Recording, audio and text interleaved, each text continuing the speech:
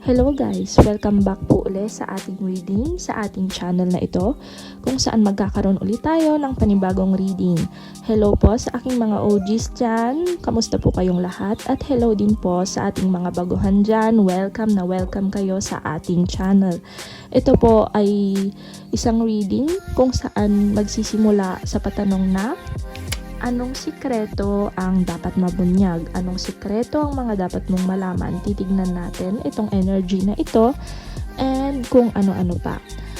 And ngayong araw, pumili po ako ng 3 piles na maaari niyong pagpilian. Meron po tayong 3 candles sa inyong harapan. Ito po ang magiging pile 1. White candle.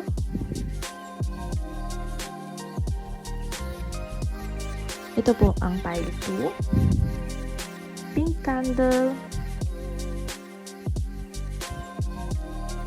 at ito naman po ang ating pile 3, red candle. Okay, katulad po ng dati, akin pong ilalagay sa ibaba ang timestamps ng mga pile. Makikita nyo lang po ito dyan sa ating description box. Mari lamang po kayong mamili ng alinman sa 3.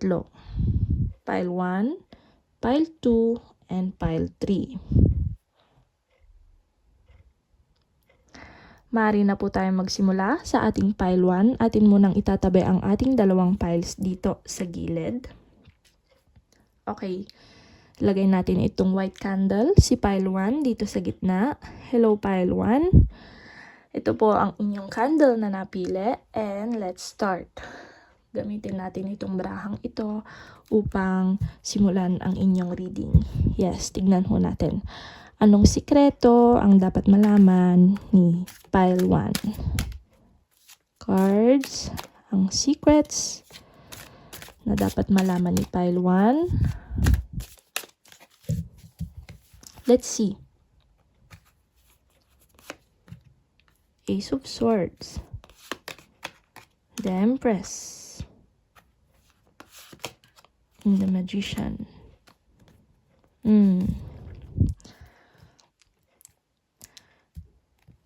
Ace of Swords and the Empress. I think merong isang babae na magbibigay sa inyo ng balita about something. Ito yung mga kaliwanagan or explanation na inyong hinihingi noon pa. Matagal na panahon na. Pero ngayon mo lang siya malalaman. And malalaman mo to sa isang babae. Magbibigay siya sa'yo ng hints or magbibigay siya sa'yo ng message kung saan malalaman mo na nangyari yung past dahil sa ganong rason. Okay? And meron tayong isang magician dito, which means maaring merong nangyari in the past na nagkaroon ng pangloloko or something. Maaring nagkaroon ng manipulation. Merong relationship na nagkaroon ng manipulation, I think, with the magician here. I want to clarify these cards. Let me see first. What's the magician about? Cards.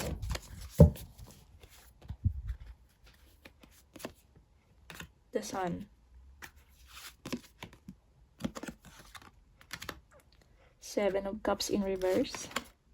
And the Knight of Swords.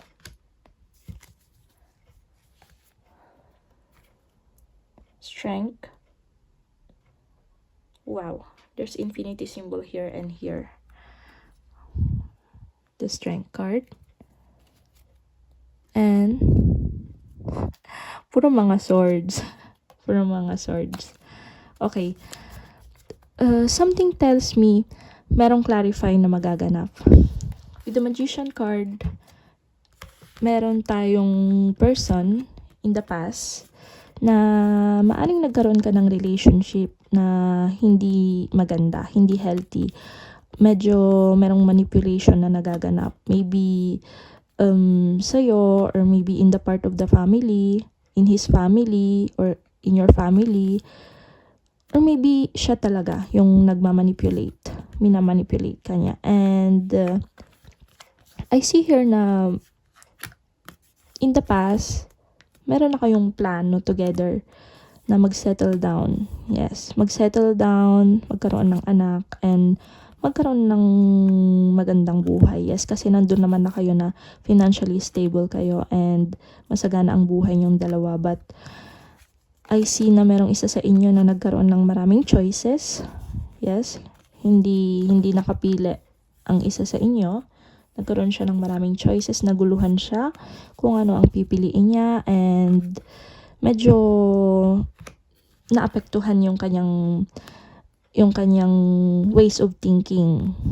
Yes, dahil sa dami ng maaaring nakakasalamuhan niya araw-araw, nagkaroon ng something, yung decision niya about sa inyong dalawa. Naapektuhan, kumbaga. And I see here na merong magbabalik with the Knight of Swords. Merong magbabalik, and of course, espada pa rin. Ace of Swords, yes. Merong magbabalik with this, with this clarification, with this explanation. Kumbaga, mabibigyan ng linaw ang lahat dahil sa pagbabalik ng taong ito. Or maybe, mababalitaan mo to with someone, sa isang babae, with a woman na magbabalita sa'yo, uy, padating na si ganito. Nakita ko siya, tapos nabalitaan ko, break na sila ni ganito, ni ganyan. Parang ganun. Yes. Parang may mababalitaan kang magbre-break, tapos may magbabalik sa buhay mo. And merong mabibigyan ng linaw dito. Meron siyang kasamang explanation. Yes, may mga rason, may explanation siya. Yes. So, I see there's some clarification na magaganap. Ano pa? For pile 1. Ano pa? Let's see.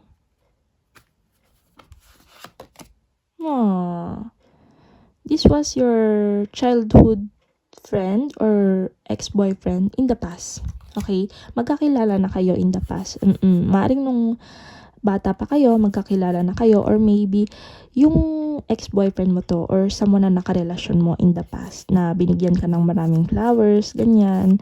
And ito yung magbabalik. Yes, ito yun. This person. This someone, okay? This someone na meron ng explanation. Okay, let's see. Yes, meron ng explanation. And gusto niyang mabigyan ulit ng panibagong chance. Yes, this person wants another chance. Okay, that's all for pile 1. Yan lang ho ang ating reading for pile 1. Yan ang inyong sikretong dapat malaman for today. And I hope nagustuhan niyo ang ating reading, and makita ko pa ulit kayo sa ating next na video. Yes, thank you po. Maraming salamat sa panonood, at sana'y makita ko pa ulit kayo sa ating next reading. And I hope you like our video. Thanks. Bye.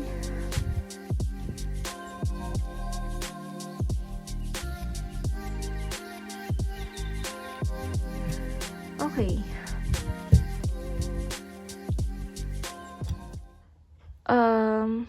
Punta na tayo sa ating pile 2. Hello, pile 2. Ito po ang inyong candle na napili. Color pink. Yes. Cute color. Okay. Lagay natin siya dito sa gitna. And let's see. For pile 2. Ano ang sikretong dapat mabunyag? Ano ang sikretong dapat malaman ni pile 2? Gustong tumalon. Okay, kunin natin tong tumalon na cards kasi gusto niyang lumabas. Meaning, meron siyang gustong sabihin, and other cards. Let's pick other cards. Yes. Knight of Cups. Okay. I see here na merong message kayong matatanggap in the near future, pile 2. With the 8 of Wands here, merong paparating. This card represents messages na darating sa inyo. So, keep your phone. Okay? Yung mga contacts nyo, yes. And I see this is about a person. Okay? Itong message na to is about someone. Okay? Someone who's medyo matibay. Yes. Hindi ko alam kung sino to. Wait lang, pile 2. This person is someone na nagiging matatag sa kanyang pinagdadaanan ngayon. Yes, kung ano mang pinagdadaanan niya ngayon sa kung mga pagsubok na buhay. Yes, sorry, nabubulol ako. Marami akong ngayon eh. Excuse me. Ito yung person mo and nananatili siyang matatag sa kanyang pagsubok ng buhay ngayon. And this message will be coming from him. Okay, meron siyang mga bandage, sugat na siya, nahihirapan na siya. I see. Siya yung magbe-message sa'yo, offering you something. Maybe, meron siyang pagtingin sa inyo with the Knight of Cups here. With the Knight of Cups, meron siyang pag-ibig sa inyo. Let's see if this person is new or kakilala mo na. With the Knight of Cups.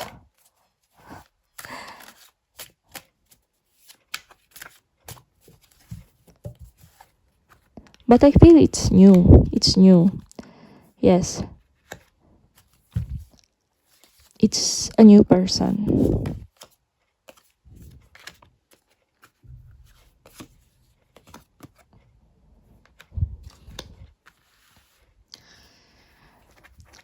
This person is someone na matagal ka ng crush. Matagal nang may pagtingin sa inyo, pile 2.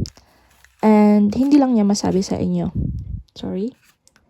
Hindi lang niya masabi sa inyo, pile 2. Wala siyang courage para sabihin sa inyo, but now, magkakaroon na siya ng lakas upang sabihin sa inyo na meron siyang pagtingin sa inyo na mahal ka niya. Yes. Offering you something, a very pure love. Yes, with the Knight of Cups here, he's coming and he will be messaging you in the near future and will be telling you about his plans for the both of you. He wants something like this. Merong mga kids, merong house, and masaya. Masaya kayong dalawa, yes. That's his dream. Okay, yan yung dream niya sa inyo. Pile 2. In the past, hindi niya nasabi yon. Yes, hindi niya nasabi yon in the past. Maring merong kang karelasyon nung una and hindi niya masabi sa inyo yan. Kaya masyado siyang nalungkot nung sitwasyon na yon. Masyado siyang nalungkot. But maybe ngayon, free na kayo, wala na kayong karelasyon, maring single na kayo ulit. And he saw this chance. With the 9 of Pentacles, he saw this chance para mag-offer sa inyo ng something, relationship or something, basta something na maganda. And he will be offering you cups of love or asking for a date, ganon. Syempre sa umpisa, asking lang for a date muna kayo, mag-date, ganyan. Then umpisahan muna ng mga pagpapakilala, ganyan, getting to know each other sa ganong phase. Yan ang balak niya. Sasabihin ko sa inyo na it's a good thing. It's a good thing na may darating sa inyo. Pile 2.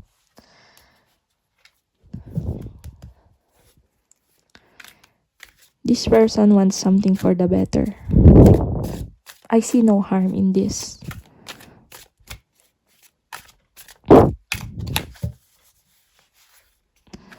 Let's see. Yes. He He wants to offer you some flowers, ganyan. Darating na siya, napakabilis. With the chariot card here, parang nakasakay sa mga kabayo, no? Naka-chariot nga eh. Ayan, gusto niyang dumating ng napakabilis sa buhay niyo. So, antabayanan niyo na lang. Okay, pile 2, sana all. Andyan na siya. Pile 2's person is getting uneasy. Yes. He sees you as his star. Yung kanyang dream. Dream come true. Okay. So, ayan lang po ang ating reading for pile 2. Sana nagustuhan nyo ang ating reading. I hope. And, ayun lang po. Maraming salamat pile 2 sa inyong panonood at sana makita ko pa uli kayo sa ating next na video, next na reading, and many more. Maraming salamat. Bye!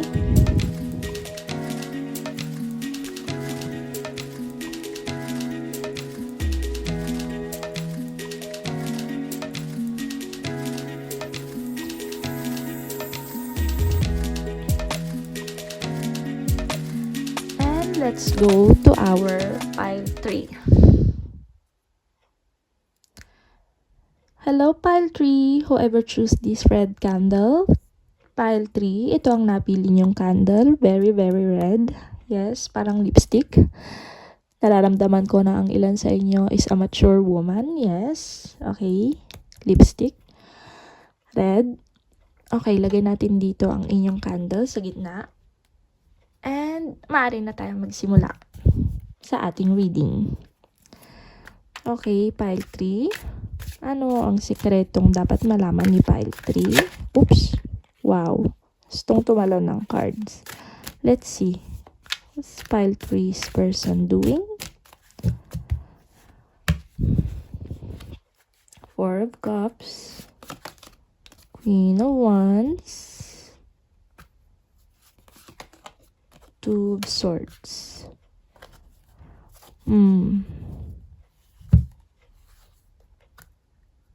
Let me see. Let me check one more time. Chariot. Seven of Swords.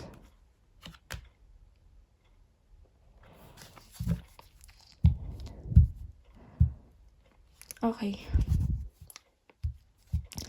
I see this person has a lot of attraction to you, pile 3.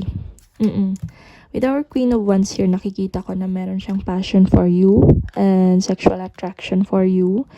Queen of Wands. But, medyo hindi pa siya ganun ka-ready. Kasi, parang nag-iisip pa siya talaga. Nag-iisip pa siya sa kanyang ganap sa buhay. Yes. I think pile 3, meron kang pagtingin sa taong ito. Yes. Kilala mo itong taong ito, pile 3. Meron kayong attraction sa isa't isa, pile 3. But, he's more aloof. Parang, hindi siya ganun ka-focus right now to you. Or sa isang relationship, hindi siya ganun ka-focus. But, nandun yung attraction. Okay? Nandun yung attraction, nakikita ko. Pero, hindi niya gustong tingnan right now. Hindi siya ganun kasyadong ka-interested. He doesn't want to face it. He doesn't want to face it, but one day, meron siyang plano. Meron siyang plano. With this Chariot card here, meron siyang plano. But not now. Not now, okay? I see this person na medyo merong pinagdadaanan, who knows. Maaring meron siyang someone by his side na hindi niya maiwan with our Seven of Swords here. Meron siyang somebody. And the Sun card. Let's see.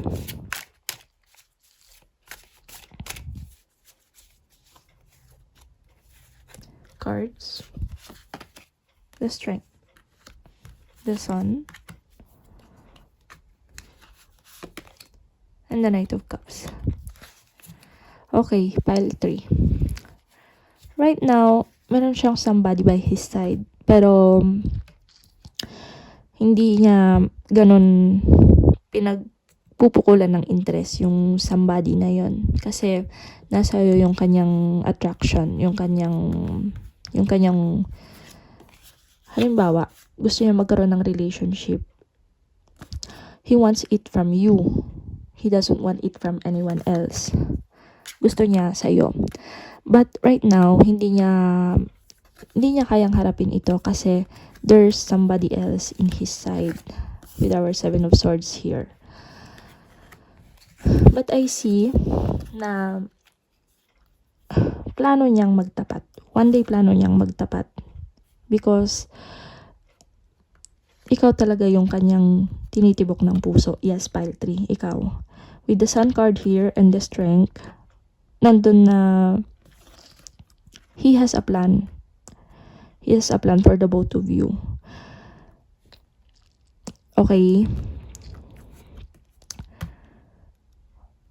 Maaring merong hiwalayan na magaganap. Maaring sa kanyang side or sa inyong side kung meron na kayong partner. Maaring hiwalayan niya ito and mag-umpisa siya sa inyo, magtapat siya sa inyo, pile 3. Yan ang nakikita ko. With our Strength card here and the Sun, he wants to have a relationship with you dahil nakikita ko na mas masagana ang buhay niya at mas masaya siya pag nasa side niya kayo. Pagkasama niya kayo. Yes, kaysa dun sa nasa tabi niya ngayon, pile 3. With our Strength card here, nakikita ko na ikaw yung lakas niya.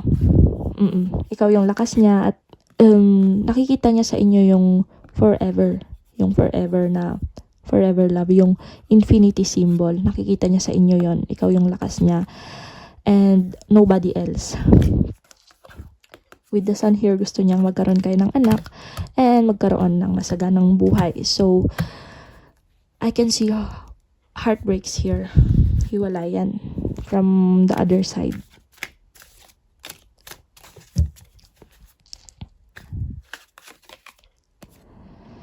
With the 8 of Pentacles, 3 of Swords, yes, merong 3 tao and merong someone na magkakaroon ng heartbreak dito. Pero right now, dahil ayaw niya munang harapin itong situation niyo, pinupukol niya ang kanyang sarili sa pagtatrabaho, sa kanyang career, sa overwork. So, maaring ngayon, makikita nyo na lang siya na puro trabaho like that. Puro trabaho lang inaatupag niya kasi ayaw niya munang harapin itong bagay na ito sa inyo ngayon. But one day definitely, magkakaroon siya ng courage na magtapat sa inyo. Kapag maayos na yung sitwasyon nyo, maayos na, malinis na, kumbaga wala nang sabit. Okay, pile 3. Let's see. What else? With the Justice card here. Yes. With our Justice card here, alam niya kung anong gagawin niya. Medyo fair siya na tao. So, alam niya kung anong gagawin niya. With his feelings and his action and also his thoughts, alam niya kung ano ang proper ways. Halimbawa, nandun siya sa isang relationship ngayon with somebody else and sasabihin niya ito with somebody else. Dun sa somebody na ito na gusto niyang ganito, ganyan. Para makasama ka lang. Okay, pile 3. Gusto niyang maaaring merong maputol na relasyon na dun sa kabilang parte. Let's see what else. What else? Yes. someone is medyo nahihirapan sa sitwasyon ngayon. But one day, He will come to you with our Knight of Wands here. He will come to you pag malinis na ang lahat. Pag naayos niya na yung sitwasyon niya sa kabilang parte. Magtatapat siya sa inyo and you will be blessed. Nakikita ko na meron ding kasal na magaganap dito. Okay? Na nandun sa chapel. And kinakasal. Magkakaroon ng happy ending to. Magkakaroon ng happy ending. Okay, pile 3.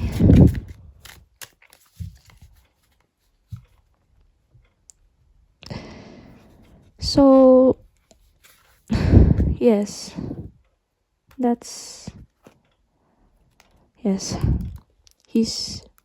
Ikaw yung dream come true niya. Ikaw yung star niya, pile 3. Ikaw yung parang pinaka star niya sa buhay. Yes. Ayun lang, pile 3. Ayan lang po ang inyong reading for today. At sana nagustuhan niyo po ang ating video. And I hope makita ko pa po kayo uli in our next reading. Sensya na po at ako'y bulol na bulol talaga dahil ako po ay medyo nasa ibang bansa at iba ang language. Anyway, yan lang po, pile 3. Maraming salamat po sa inyong panonood at sana po nagustuhan yung ating reading at sana makita ko pa po uli kayo sa ating next video. Maraming salamat!